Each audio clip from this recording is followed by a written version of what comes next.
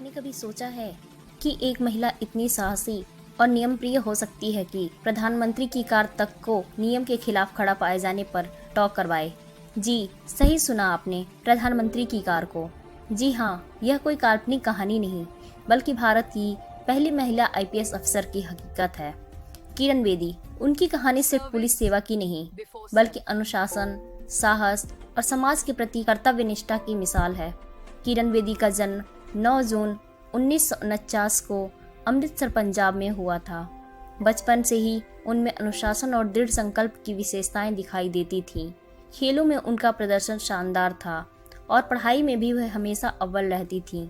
इसी साहस और लगन ने उन्हें भविष्य में भारत की पहली महिला आईपीएस अफसर बनने की प्रेरणा दी। 1972 में जब उन्होंने आईपीएस की ट्रेनिंग शुरू की, पुलिस सेवा महिलाओं के लिए लगभग असंभव मानी जाती थी, मगर किरण बेदी ने हर चुनौती को अवसर में बदला। उन्होंने न केवल कानून का पालन किया, बल्कि समाज में भ्रष्टाचार और अनुशासनहीनता के खिलाफ भी अपनी छवि बनाई। यह घटना सन 1982 दिल्ली की है, जब ये एशियाई खेलों की तैयारी जोरों पर है। भीड़ भाड़, ट्रैफिक जाम और हर जगह सख्त सुरक्षा इंतजाम है। उस समय दिल्ली की ट्रैफिक पुलिस की जिम्मेदारी युवा और तेज तर्रार आईपीएस अफसर किरण बेदी के कंधों पर था। किरण बेदी कड़क शब्दों में, सभी गाड़ियों को निर्धारित पार्किंग में लाया जाए, कोई भी नियम का उल्लंघन करेगा उस पर तुरंत कार्रवाई होगी। एक बड़ा काफिला सड़क पर आता है। एक कार जिस पर विशेष सुरक्षा का निशान है, वीआईपी जोन में नियम तोड़कर खड़ी है। सिपाही हड़बड़ाकर, मैडम मैडम, यह तो प्रधानमंत्री कार्यालय की गाड़ी है, शायद इंदिरा जी की गाड़ी है। किरण बेदी कड़क आवाज में, गाड़ी चाहे किसी की भी हो, कानून सबके लिए बराबर है। यहाँ नियम तोड़ा गया है तो कार्रवाई होगी। भीड़ सन्न रह जाती है। सब सोचते हैं अब क्या होगा।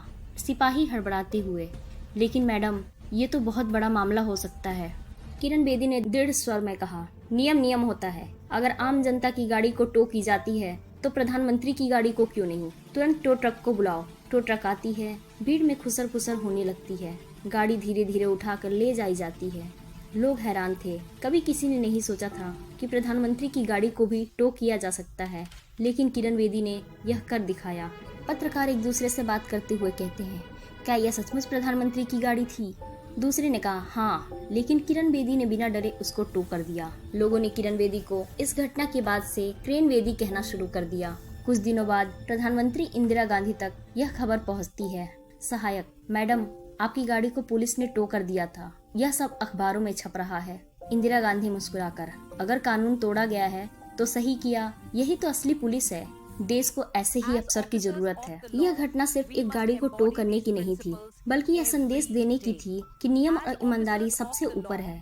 किरण बेदी ने यह दिखा दिया, सही मायनों में पुलिस अधिकारी वही है जो दबाव या पद देखकर नहीं, बल्कि कानून देखकर निर्णय ले। किरण बेदी को उनके असाधारण कार्य, ईमानदारी और समाज सेवा के लिए भारत और विदेशों में कई बड़े सम्मान और पुरस्कार मिले हैं। किरण बेदी को मिलने वाले पुरस्कारों में सबसे बड़ा पुरस्कार है पद्मश्री, जो 1991 में भारत सरकार ने उन्हें प्रदान किया था। इसके अलावा उन्हें रेमन मैग्से अवार्ड 1994 में मिला था, जिसे एशिया का नोबेल पुरस्कार भी कहा जाता है।